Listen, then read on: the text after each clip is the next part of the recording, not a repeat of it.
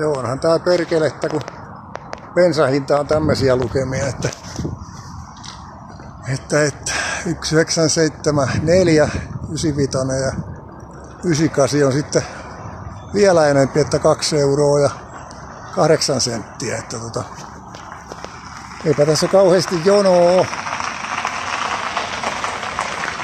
Eduskuntavaaliehdokas Tampere-Pirkanmaa Seppo Lehto kiroilee tätä, että käytetään miljardiluokkaa erilaisten islam- ja taikamatto Mustan Afrikan asukkien kuljettamiseen Suomeen. Ja niillä on muka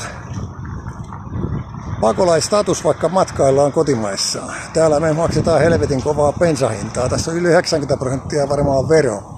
Tälle pitäisi saada niinku muutos.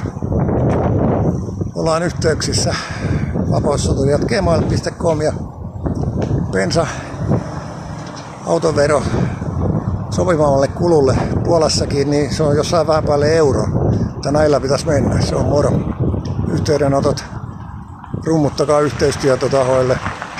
Seppo Lehto käytettävissä suuremman vapaamman, miehityksestä vapaan Suomen asialla. Se on moro.